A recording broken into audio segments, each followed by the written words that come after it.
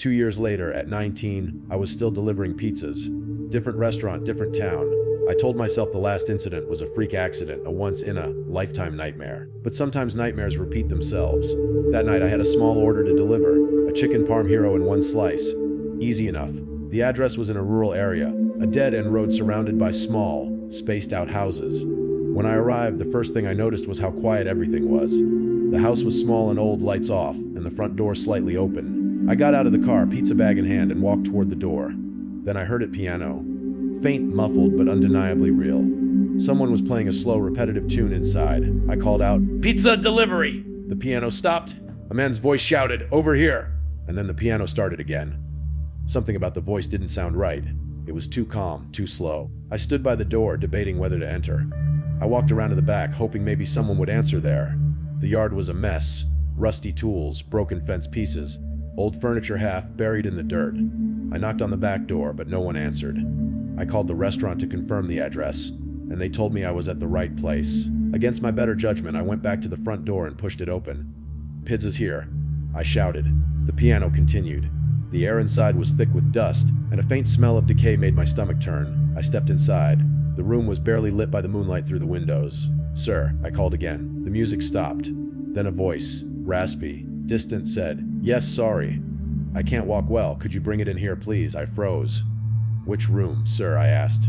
"Just through the living room. I'm in the dining room." Something deep inside told me not to move. My heart was pounding so hard I could hear it. I peeked around the corner, just one eye, and saw the piano in the dining room. The bench slightly turned as if someone had just stood up, but there was no one there. The hair on my neck stood up. I didn't say a word. I slowly stepped back, reached for the door, and closed it behind me. When I got back to the restaurant, I told my boss everything. Later, I searched that address online out of curiosity. The house had been vacant for months, foreclosed, unoccupied, no electricity, no one living there. Yet someone had answered me. Someone had played that piano. I wish that was where it ended. But life wasn't done testing me yet. My last week at that restaurant, I had one more delivery. 3 large pizzas, $70 worth, to the bad side of town. The place was silent, one flickering streetlight buzzing overhead. I walked up to the door, pizza boxes stacked in my hands, and knocked. The door opened halfway, and a man peeked out. Latino, probably mid-30s, with eyes that didn't blink. He glanced at the pizzas, then opened the door wider, and I saw the gun. My body went cold. 2 more men appeared behind him, yelling in Spanish. One grabbed me by the arm, another pushed me inside. The first man, holding the gun, spoke in broken English. "Give me all your stuff." My voice shook as I said, Okay. I handed over my wallet, my phone, everything. He grabbed my ID and read my home address out loud. Then he said, "You tell police, we kill your family." Those words broke me. I nodded silently, too scared to move. They shoved me down the steps, and I hit the ground hard, knees bleeding. When I looked up, the door slammed in my face. That night I went home instead of the restaurant. My parents saw the blood, the scratches, and knew something was wrong. I told them everything. My father, who had connections in the police department, called one of his friends. They traced the address and raided the house. 2 of the men were arrested. The man with the gun, Rodrigo, had 4 prior felony convictions. He was sentenced to life in prison. 1 accomplice got 5 years. The 3rd man escaped and was never found. For weeks, I couldn't stop thinking about that missing man. Every sound at night, the creak of a floorboard, the click of the gate outside, felt like a warning. Sometimes I'd wake up in the middle of the night, convinced someone was watching me through the window. Even now, years later, I still check the locks twice before bed. You might think these are just stories, coincidences, exaggerated nightmares. But these things happened. People like me, working simple jobs, walking into strangers' homes every night, never know what's behind that door. Some houses hide hunger, loneliness, or kindness. Others hide something darker, something waiting for you to step just 1 foot too far inside. So, next time you order food late at night, or see a delivery driver standing alone on a dark porch, think about this. Every knock could be their last. And if you ever find yourself in their place, trust your instincts. Because sometimes one wrong address can lead you straight into hell.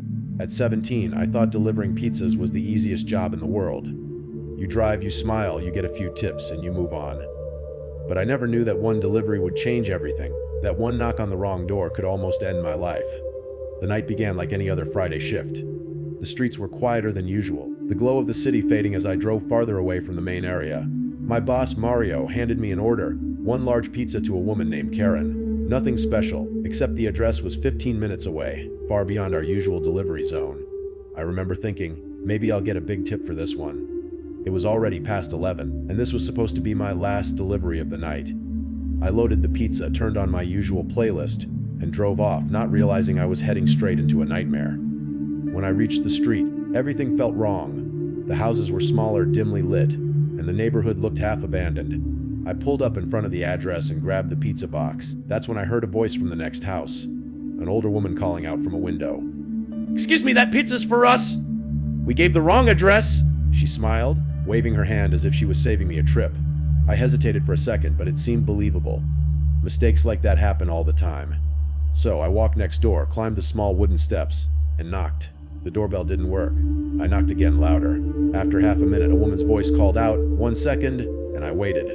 The silence that followed was strange. Another full minute passed before the door opened. A woman, probably in her 40s, stood there smiling too widely, her eyes scanning me from head to toe in a way that felt uncomfortable. "Oh, you're cute," she said loudly, turning back into the house. "Charles, come look at how handsome the delivery boy is." Another woman appeared beside her, almost the same age, with the same unsettling smile. I remember blushing awkwardly, trying to laugh it off. Then the first woman, who I assumed was Karen, asked, "What time do you get off work?" My heart started to race. Something about her tone made me uneasy. I told her this was my last delivery. She looked at her friend, then back at me. "Then why don't you come in for a glass of wine? You've been working hard all night." I froze. My friends would have teased me forever if they knew I said no to two women inviting me in. So I forced a laugh and said, "Sure." I stepped inside. The house smelled of old perfume and something faintly metallic. The living room was dimly lit by a single lamp. They told me to sit on the couch. Both of them sat beside me, one on each side, their perfume choking the air. They poured me wine, red and bitter, and kept laughing, whispering things about my dimples, my smile, my shyness. I tried to stay calm, pretending to sip the drink, but my gut was screaming that something was off. Then one of them, Chelsea, said, "We want to show you something in the basement." I forced a smile and asked, "What is it?" They giggled in unison. "It's a surprise, you'll like it." Their laughter didn't sound normal anymore. It was almost rehearsed, like an act. "Go on," Chelsea said. "You go first." I stood up, heart pounding. As I reached the basement door, the light from the living room barely illuminated the top of the stairs. The basement below was pitch dark. I turned back to them and noticed they had stopped smiling. They were just staring, blank faces, eyes fixed on me.